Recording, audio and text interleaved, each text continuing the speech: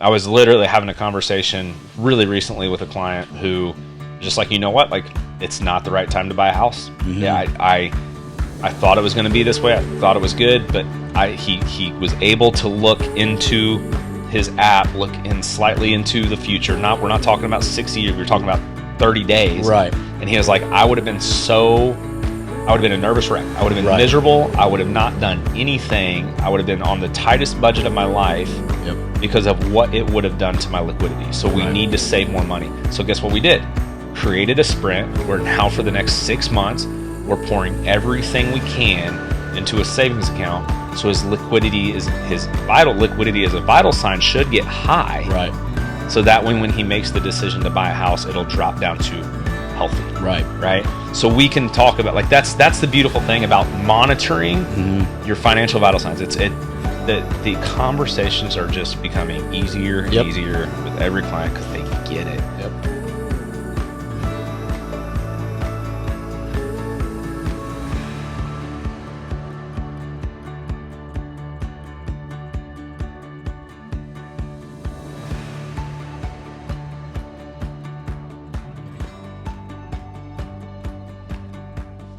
All right, episode 11. What are we talking about today? What to talk about today? I think we're going to kick off debt month. So, as you know, inside of Harpeth Wealth Partners, we have a kind of educational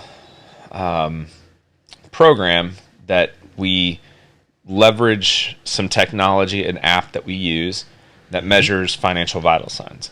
So inside of this financial vital sign, currently there are 12 different financial vital signs we measure and keep track of. We monitor. There's one pending that will make it a 13th, but as of now, we kind of rotate through these financial vital signs as a focal topic for the month. So last month we really focused on real estate. We talked about real estate as part of our net worth. We talked about real estate as a primary residence. We differentiated first-time home buyers versus second and third and fourth-time home buyers, and we differentiated personal residences versus real estate investments. We talked we talked about mortgages. We talked all kinds of things. And so that's really what we're going to do this month. What you hear on this podcast is a lot of free education. We're trying to really help you just understand finances from a better place. We really try not to have any agenda, just that we're just trying to educate you. Yep, just pure education. So it's not advice. Yeah, hopefully we're making some headway into that. And again, people are after spending 30, 40 minutes, maybe sometimes an hour listening to the podcast, they are walking away with something learned that is very practical and applicable. We're not talking about things that are far out of reach of anybody's kind of reality. So that being said, debt will be the focus of August. And this is one of my favorite topics. We'll try to just talk about kind of all things like what is debt. There's this term out there called leverage. What is leverage? When do I have too much debt? How do I know how much debt is appropriate for me? What kinds of debt is appropriate? And we're just going to try to have like real honest conversations because there's so many foods of thought on. Well, there's a lot of conversations out there where you'll hear some financial expert suggest that all debt is bad debt, right? And that could be true. We're not saying that it's not, but we're just saying especially in today's world, going your entire life with no debt is not a reality, right? And the amount of debt that people are having to take on is astronomical. So that being said, that's what we're going to kind of go on today. Josh, you were pulling up statistics. Yeah, a little fun fact from the Department of Labor. The Gen X, which are ages 40 to 55, the average debt is $140,000. that's insane. But what's the younger generation? Gen Z, which is ages 18 to 23, their average debt 16,000, which I would assume that's going to be mainly student loan debt. Probably. So they haven't gotten to life yet. A lot of the younger millennials kids out there, they're at around 87,000. Millennials are 87. Yep, that's ages 24 to 39. Okay. And I think like, so let's just rewind and like unpack this a little bit. When I hear other financial gurus, nerds, experts, whatever you want to call them, talk about debt, the older they are, I feel like sometimes they're more detached from today's reality sometimes. In the sense that, like, I just imagine, and I'm not saying anybody's particular life or lot in life is easier or harder. We all go through hard things. Everybody's life has, mountains to climb. And that's regardless of like what generation you were born into. Right.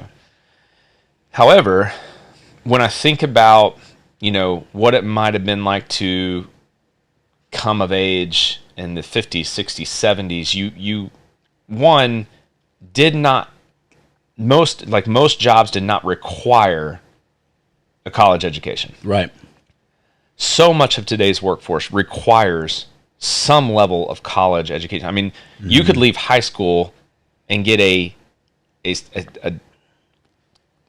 salary, a pay that would make you, would basically qualify you for middle class.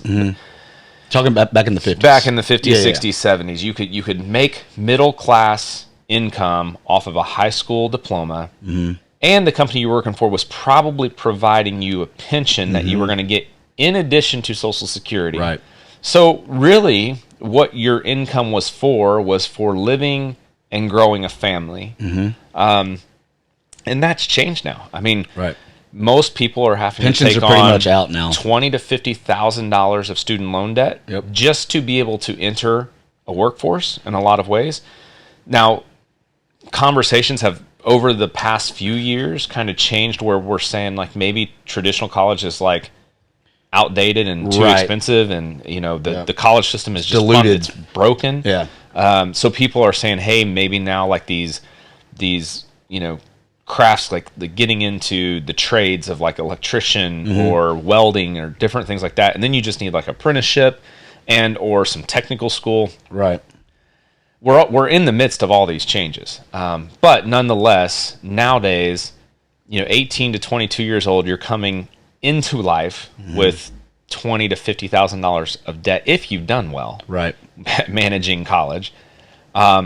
You're probably starting a career where you still have to have that entry point salary that's not even middle class income. Right. You're also starting to pay down a hefty debt, so you're typically creating more leverage, new car, whatever the case may be, eventually a house. And house prices are they've gone up so much so quick that it's really hard to get into a house. Oh, by the way, if you haven't been, you better be funding your retirement, because nowadays we don't have a ton of options, career options that provide pensions, things like that. So Social Security might be all you get, and even that is kind of less representation of cost of living for elderly people. So it's just so much more of a challenge to get ahead. And the only way to get ahead a lot of times is to leverage yourself a little bit, to potentially take out student loans, to get the education, to get the income that you need in the career that you're like passionate about. And it's just really, really hard to do. And then all of a sudden, you're 30, 35, 40 years old, and you're looking at, mortgage, a car payment, maybe not, if you're lucky, paying off student loans, you're prepping for your children's college, you're saving for retirement. It's tough. So we're going to approach debt in a way that is very real. We know people have it, and we measure it as a vital sign, as a financial vital sign, because we want to track it, and we just want to understand. We want you to understand. Again, in the previous podcast, I had mentioned understanding the symptoms that you might have or feel based on ailments. If I have a high fever, and if I have the flu, my fever might spike. Understanding that once I'm diagnosed with having a flu, if I know ahead of time that I might experience a fever in this case, I know to have Tylenol on hand to combat that fever, right? So in the same, we can approach financial planning, we can approach our financial vital signs in the same sense of saying, if my debt starts to get too high, what are the symptoms of high or unhealthy debt levels? Right. What other areas of my financial life might that impact or impede on? And what can I do to make myself healthier? Right. So that's really what we're talking about this month. We'll have some maybe fun, like in our private content, maybe have some like fun conversations on like, ways to leverage or when to leverage, what is leverage, getting some of the more like unique aspects of debt. But for sake of just kind of the podcast, the chat, really just focusing on what's quote unquote healthy or unhealthy. And let's just start real quick by saying we're going to use terms like good debt, bad debt, unhealthy levels of debt, healthy levels of debt. It's always better to be debt free. Right. Okay. Yeah. So we'll just kind of say like these are very loosely defined terms of healthy or bad or good or unhealthy. The important takeaway here is I think there are ranges, and as we start to tailor this to a person when we're working with them, it's more about at the rate that I'm at my current financial vital sign of debt level. How does this implicate other parts of me working on my financial goals? And if it doesn't, then I'm okay because of all the other 11 healthy areas. This is okay. Debt. It's when the debt becomes too high that it's making the other areas unhealthy. Right. That's when we start to say unhealthy debt. So just keep that in mind as we move through. What are some of your thoughts? I love hearing people's opinions on this because it's so different. Everybody's got their own like thought process with this, and the big thing with me is your debt a liability or is it an asset? And that's kind of where you really have to make that distinction and understand how to manage that. Yeah. So when we talk about like, we'll have conversations where we might say, $50,000 of student loans isn't a bad investment because you're going to pay that off by way of a higher salary. Right. Whereas on the flip side, a $50,000 loan on a car might be unhealthy. And something that we want to work through as quick as possible because it's a depreciating asset that isn't going to return us anything. So yeah, I mean that's such a good point. And things that comes to mind is like a mortgage, right? Depending on a lot of other factors, or I guess considering a lot of other factors, what we can say about a mortgage is we're buying an appreciating asset, right? And typically mortgages are spread out over 30 years, period, and interest rates are relatively low compared to other personal lines of like debt. And so in that sense, the equity that can come over time in your home, like it could be smart to create debt to buy a home, right? Because we have an appreciating asset. So that's a great point. And a major question that we always get with some of our older clients is, hey, Josh, do I pay my house off? Should I pay it off? I've got the money in the bank. Should I pay the house off? Let's say their mortgage rate's 2.75% or 3%. I think, but we always get that question. Yeah, and I think, and everybody's different, obviously. Again, going back, so when I think of debt, what I think about are a couple things. I think about the fact that I'm having to pay someone to borrow their money to extend myself, whether this is for a need or a want. So I want a new car. Is borrowing money and paying a cost to borrow a good move? Also, another person might say, well, I had this, health issue and I had to go to the emergency room and I didn't have the money, so I have this loan from the hospital for my like one of those I had to do. One of those I want to do. These are all considerations, but when I figure out, is it worth the cost of borrowing? For me, one of the next things that I think about is the relationship of cash flows. So if you use our app, it's very clear what your you understand what cash flows are. If you're not using our app, we measure cash flows by way of looking at your income. So every dollar you make can either go to taxes, it can go to like lifestyle spending, it can go to paying your debt obligations, or it can go to savings. So we kind of create this cash flow conversation by saying, okay, if let's say between my mortgage and a car payment, I have $2,000 a month in debt payments, right? That could be fine if I'm making, 9 or 10 grand a month.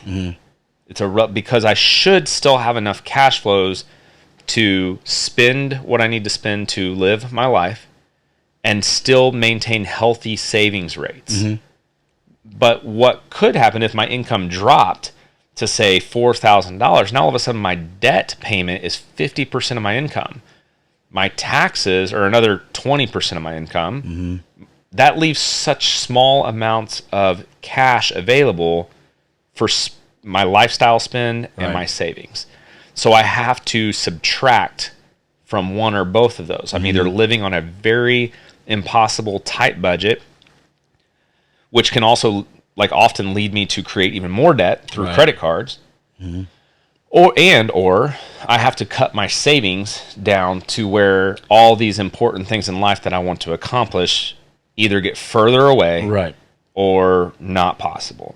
So in that sense, now we can kind of start to see, if I'm able to maintain positive, healthy spending rates and positive, healthy savings rates, and my taxes can be paid, then the rest should be that's kind of the acceptable space for debt. Now, here's one thing that we need to talk about too. Wrote down, so Harpeth Wealth Partners, we have kind of some guidelines for what we term as healthy rates. These are pulled from the Certified Financial Planning Board as recommendations. So it's kind of a high level, we're not just making this up per se. We're getting it from the guiding institution for financial planning. And if you ascribe to these as kind of top level limits, you are going to be largely approved for more debt by almost anyone. And the reason why I say that is because when we say, 28% for your principal, interest, taxes, and insurance on your mortgage, 28 that should never exceed 28% of your gross income. Your lender might approve you for something much, much higher. Right? If we say your total income, your total debt, so this would be your mortgage, student loans, your car, cars, student loans, credit card payment, all these things factored in, it should never exceed 36% of your total gross income. So if I make 10 grand a month, all of my debt payments in that month should not exceed $3,600. If that's true for you, if you're $3,600 or less, you could go just about anywhere and get approved for another loan. So keep that in mind. Lenders, lending institutions, they will approve you for much more than what we think is healthy or what we recommend. So just I think that's really important to keep in mind. Yeah, and everybody's different, of course, but those are good. Those are two good numbers to just kind of have as a benchmark. Yeah, I mean that's the starting point. If you take if you never approached us to talk to us one-on-one and you just kind of followed these as like rules of thumb,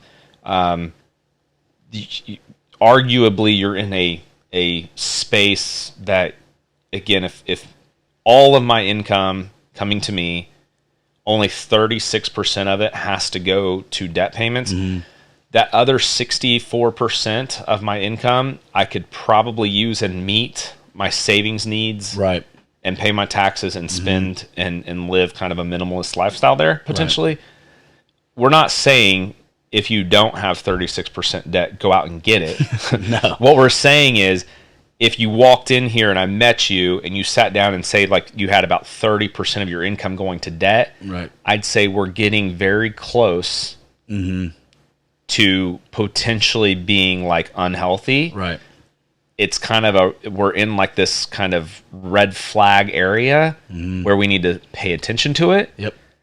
But let's look at all the other vital signs. But the big thing with that, like if you're talking about like paying attention to it, the biggest thing is changing the behavior.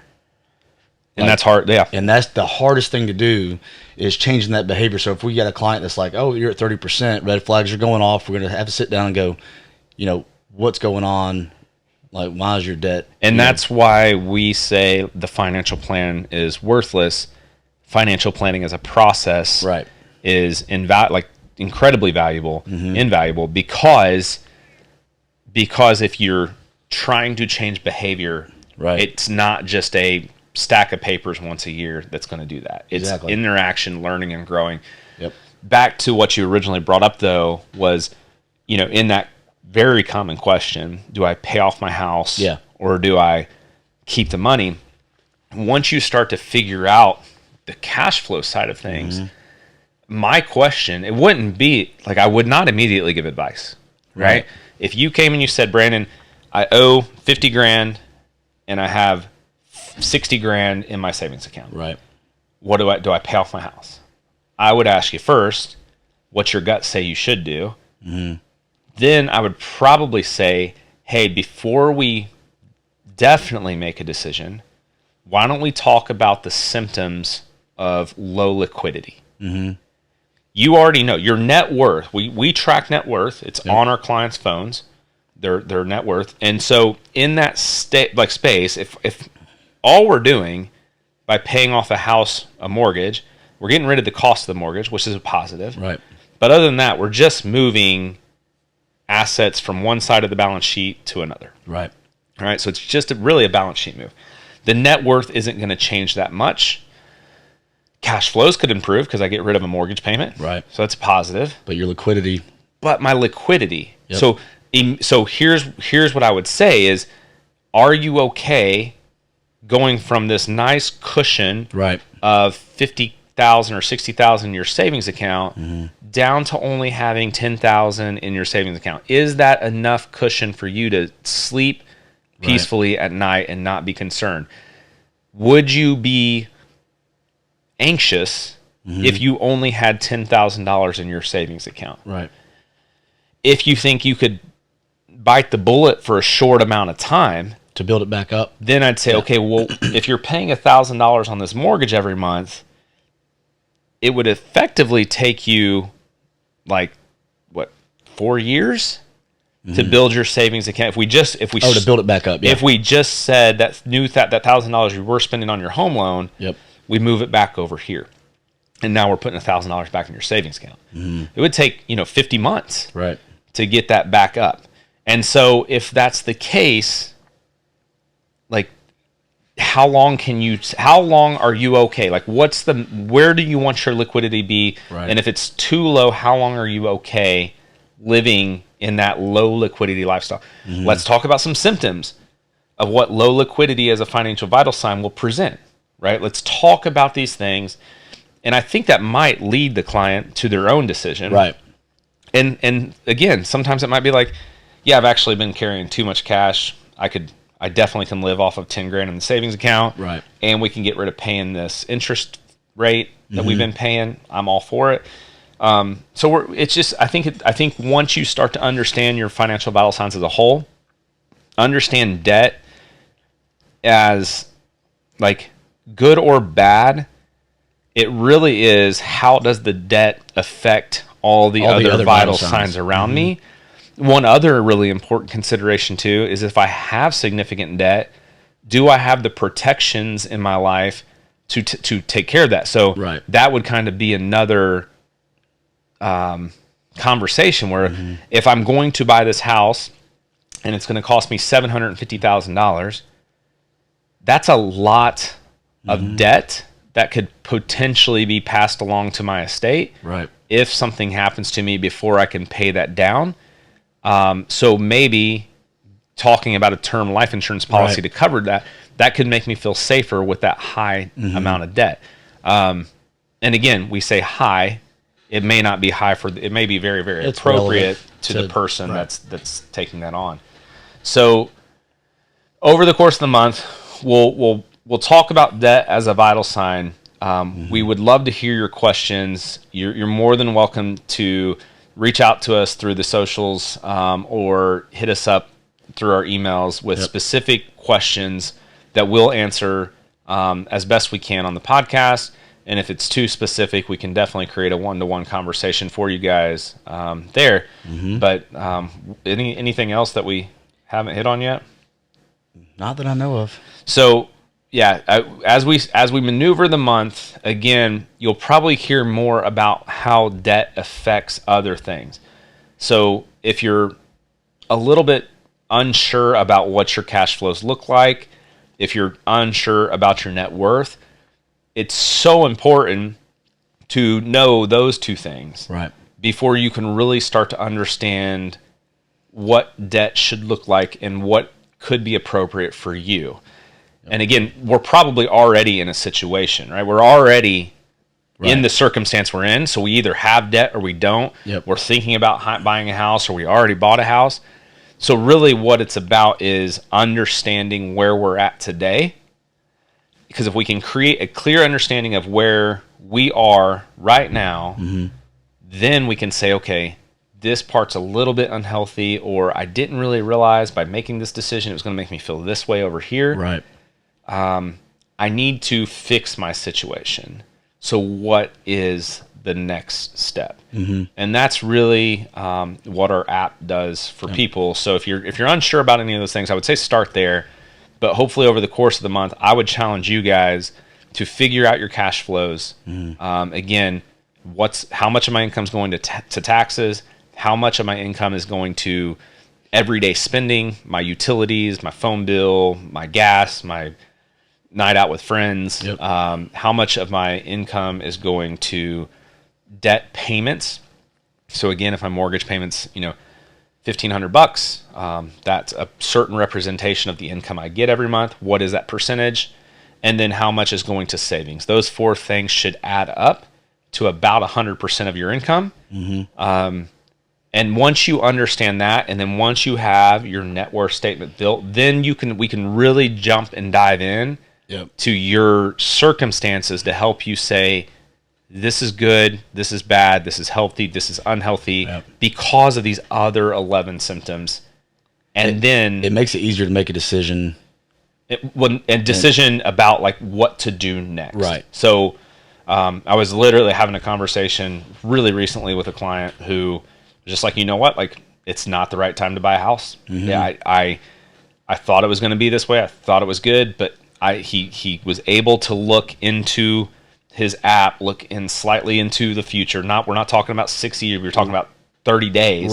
And he was like, I would have been a nervous wreck. I would have been miserable. I would have not done anything. I would have been on the tightest budget of my life because of what it would have done to my liquidity. So we need to save more money. So guess what we did? Created a sprint where now for the next 6 months, we're pouring everything we can into a savings account. So his vital liquidity as a vital sign should get high. So that when he makes the decision to buy a house, it'll drop down to healthy. Right. So we can talk about, like, that's the beautiful thing about monitoring your financial vital signs. The conversations are just becoming easier and easier with every client because they get it. And that's what we love. And they're confident in the decisions that they're making. We love it because of all that. We love it. So we look forward to your questions. our next call, I think we're just going to deal with answering questions as they come in. So please reach out, please send them to us, and we look forward to hearing from you. Bye. We hope you learned from our conversation today. It is important to us that you know this is for educational purposes and not intended to be considered specific advice for any individual listener. If something we discussed is relevant to you and you have questions of how it might be applicable to your specific situation, please reach out to your financial professional. Of course, we are happy to have further conversations with you regarding specific questions or applications to your individual financial situation. With that, here are a few disclosures. Securities offered through LPL Financial, member FINRA, SIPC. Investment advice offered through Private Advisor Group, a registered investment advisor. Private Advisor Group and Harpeth Wealth Partners are separate entities from LPL Financial. The opinions voiced in this material are for general information only and are not intended to provide specific advice or recommendations for any individual. To determine which strategies or investments may be suitable for you, consult the appropriate qualified professional prior to making a decision. All performance referenced is historical and is no guarantee of future results. All indices are unmanaged and may not be invested into directly. Hypothetical examples presented are not representative of any specific investments. Your results may vary. With that, thank you, and we look forward to having you back. Take care.